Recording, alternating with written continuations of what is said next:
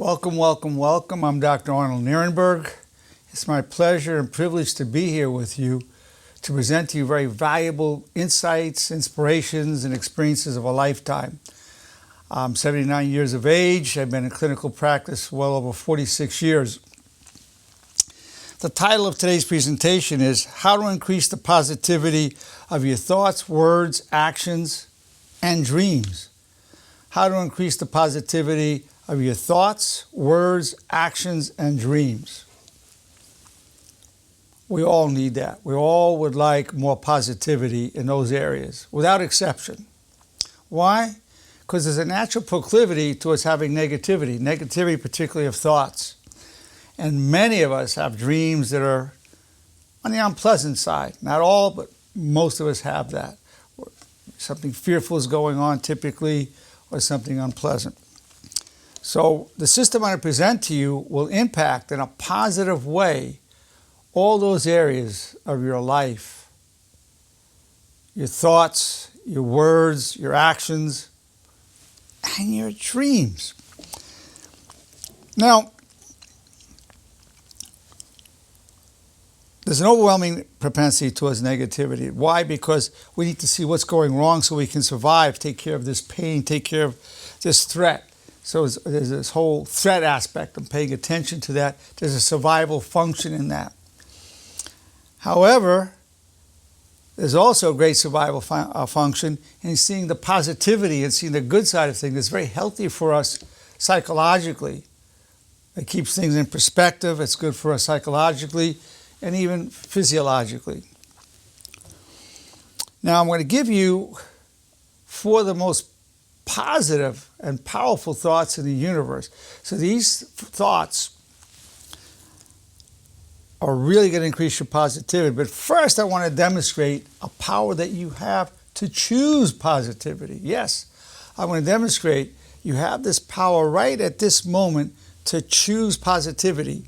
And you have that option at every moment throughout the day, every moment. And I'm going to demonstrate the truth of my statement to you right now, so there'll be no doubt in your mind that you have this power. Are you ready? Okay. Right now, have a pleasant memory. Think of something positive that happened today. Somebody you saw that you like or love, or something you ate that you really enjoyed. Take a moment and have those thoughts.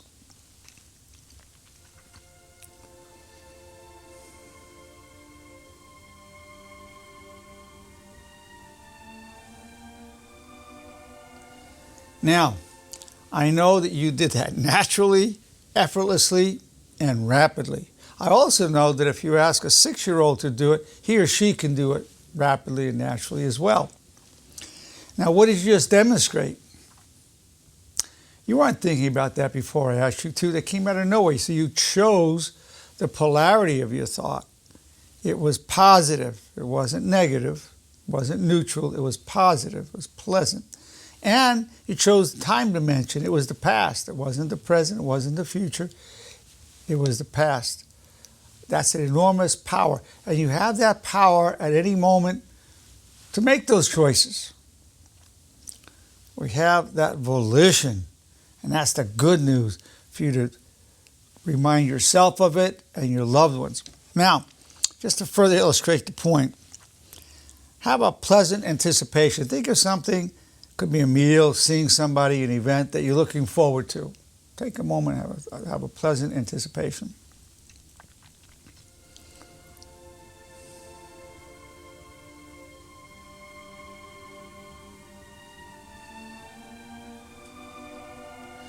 Now, I know you did that effortlessly too, and naturally and rapidly.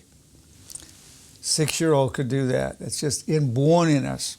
We're the only species that can do it. Animals can do problem solving, emotional aspects to them, stimulus response, but they can't choose their thoughts, the time dimension, the polarity. Only we can do that. What a power! And you can do it anytime, anywhere. Incredible. Now, it's even possible in your dreams, and I'm going to talk to you about that. Now let's take it a step further. Have a pleasant thought about something going on right now in the present that you like. Could be that you're breathing, you feel healthy, you're enjoying being here with whomever you're with, or you enjoy being here with me, listening to me, whatever it is. Have a pleasant thought about the present.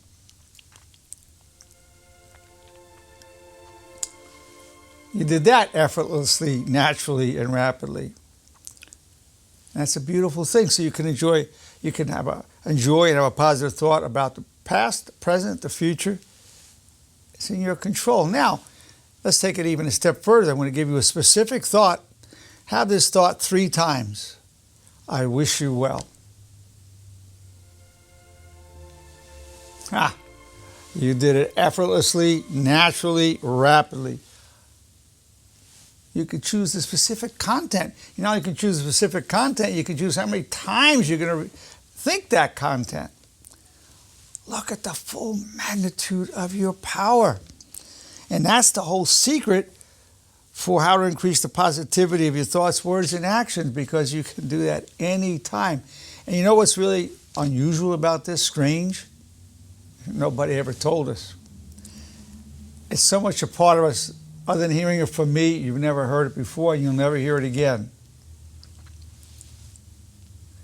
Something that's with us 24/7, our thoughts, and we weren't educated about how to deal with them. But that's the beautiful thing, is you're getting an education right now. And it's my privilege to bring this to you.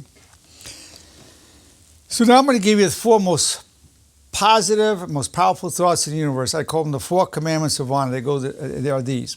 I wish you well. I take full responsibility for co-creating my reality and my problems. I'm grateful for the power I gain from hardship.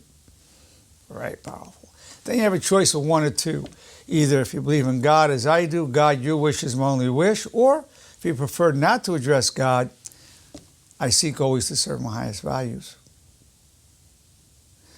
So we're talking about these 4 commandments of honor. Honor is loyalty to your highest instructive values, as enshrined in what I call the 4 commandments of honor.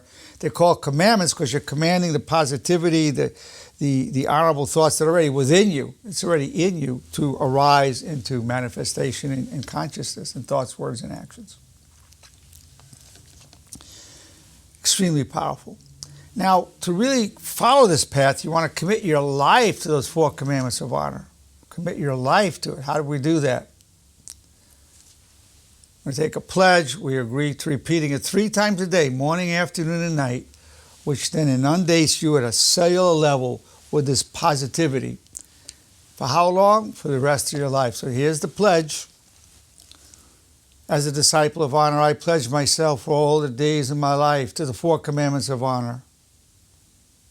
And I'll teach them to those I love. I'll repeat them every morning, afternoon, and evening, and listen to myself recite them. Welcome to the brotherhood. Welcome to the sisterhood. No matter how despondent, how anybody is feeling, when they take that pledge, they instantly feel good. They instantly feel positive right away. And over 95% reporting feeling that way. Over 95% say they feel more hope. Over 92% say they feel more meaning in their lives. And that's interviewing over 1,100 people that I've given the pledge to, based on empirical data. Research-based clinical findings over the past 6 years. Now, you want to ensure the probability of applying it in any situations, and then you have what I call the bridge from honor to reality. And the bridge is this. What's the most honorable thing to think, say, and do? What's the most honorable thing to think, say, and do? So you're going, for my case, it would be, God, your wish is my only wish. I wish you well. I take full responsibility for co-creating my reality and my problems. Grateful for the power I gain from hardship. What's the most honorable thing to think, say, and do? So honor is the path to maximum positivity. Honor is the path to maximum positivity, and dishonor is the path to negativity. Dishonor is the path to negativity. Honor is the path to positivity. So when you take the pledge, you do the bridge. The bridge then is used in any situation you're in where honor becomes the gold standard for assessing all thoughts, words, and actions. Of course, you have to be very honest with yourself, what's going on inside, totally honest, aware and honest, and then you arise to deal with that. Now, we have 25 laws of honor. One of the 25 laws is this: I will follow all negative reactions immediately with positive self-talk. One of the 25 laws of honor is I will follow all negative reactions immediately with positive self-talk. So you're going to get negative reactions. It's not your fault. You're not responsible. It's based on your genes, your family upbringing, societal norms. But you are following it with positive self-talk. When? Immediately. So you're getting a negative thought about somebody. You want to tell that person off. You're upset with them. You go, I wish you well. You're saying it to yourself, I wish you well. Or you're away from that person and you're getting bad thoughts about him. You go, yeah, but you know what? I wish you well.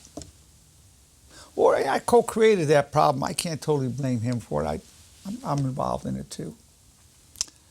This cuts down, this reduces your negativity. So the two ways we're increasing your positivity.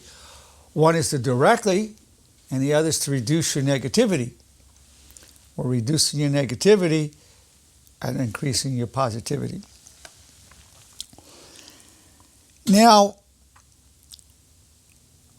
I'm going to give you what I call the law of interpersonal harmony. The law of interpersonal harmony. I refuse to react to your negativity. I'll only respond to your vulnerability. I refuse to react to your negativity. I will only respond to your vulnerability. Under all negativity, yours included, is always vulnerability. Under all anger and all aloofness is always vulnerability. The person feels hurt, neglected, abandoned, humiliated, inferior, overwhelmed, jealous. So like if a 2-year-old came up to you and goes, I hate you, I hate you, I hate you. You don't say, well, you brat, you poop in your diaper, you hate me, heck, I hate you. You don't say that to a 2-year-old. You respond to the vulnerability. You go, come here, mijo, I love you, sweetheart. Come here, darling. You know, the child feels hurt. So it doesn't matter if somebody's 2, 22, 102, or 122. You want to be responding, you aspire to respond to the vulnerability. That cuts down your negativity. Now, when you're upset and you're angry, you're getting aloof, or you're sulking, you know that you're vulnerable. You go, I refuse to. So now we have what I call the law of intrapersonal harmony. I refuse to react to my negativity. I will respond only to my vulnerability. So this is reducing the negativity, increasing your positivity. Now, one that will also take it to another height is what I call the law of respect. Extreme respect always. So now you're looking at extreme respect always towards your spouse or any situation you're in, extreme respect always. This sets the framework. These thoughts, the commandments of honor, the bridge, the laws of honor that I've told you about, all set a stage for enormous positivity and reduce your negativity. Now we're going to go to what I call the two derivatives of the warrior's commandment of honor. The warrior's commandment of honor is, I'm grateful for the power I gained from hardship. There's two derivatives. I'll come back stronger than ever. And what's the best true story I can tell myself about this problem? So you're getting negative, gee, I'm feeling down, I lost my job, and you're despondent, so you're getting very negative. And you don't fight the negativity. You don't fight the negativity. You balance it with an honorable thought, such as, I'll come back stronger than ever. I feel down right now. I feel sad. I feel tremendous loss. I'm going to come back stronger than ever. Or what's the best true story I can tell myself about this problem? Something terrible happened. It's real, and it was terrible. What's the best true story I can tell myself about this? Well, you know, that happened, but it's adding to my wisdom, and this is the good that came out of it. Because all things work for good for those who seek the good. They really do. Now we come to what I call the supremacy of honor code. The supremacy of honor code. And the supremacy of honor code is this: honor before pride, honor before anger, honor before sex, honor before money, honor before fear, honor before cravings, honor before hurt feelings, honor before life itself. This is what I call the revised supremacy of honor code. There's a couple of more statements in it than the prior one. Now, that will increase your positivity enormously, reduce your negativity enormously, and along with the whole system will lead to more positivity of thoughts, words, actions, and your dreams. And I'm going to talk to you about a case history. The case is me, where it led to a very positive dream, and my dreams tend to be rather uncomfortable. Now then, you need to take a pledge to repeating the Supremacy of Honor Code 3 times a day, along with your commandments of honor and your pledge. So when you took the pledge, you were a disciple of honor. Now when you're taking this pledge, you're going to be a devotee of honor. This pledge to be a devotee of honor is this.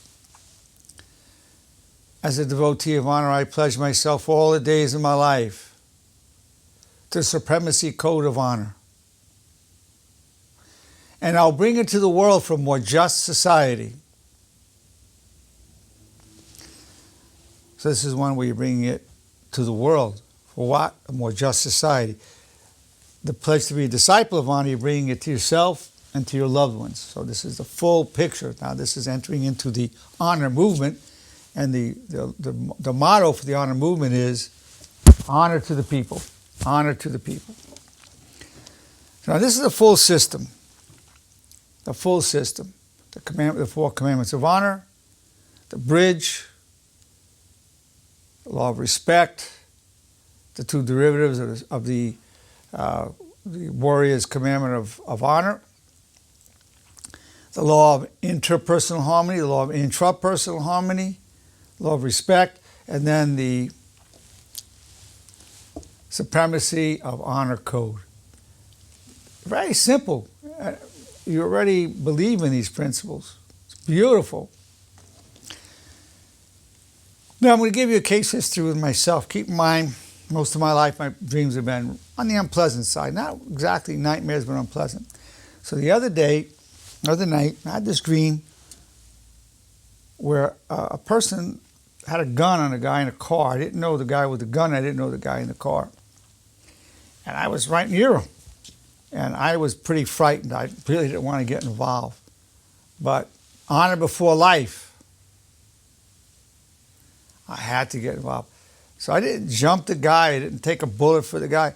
I went up to him and I begged him not to shoot this other fellow. I begged him. The other fellow was sitting in the car. I begged him not to shoot him. I really humbled myself. So this would-be assailant took the gun and pointed at me. He was going to shoot me. I didn't want that to happen either. So in my dream, I started to curse and I said, this is the guy I want to protect me. This is a strong man. I started saying to the guy in the car, this is a very powerful man, a man I would trust to guard me and be with me.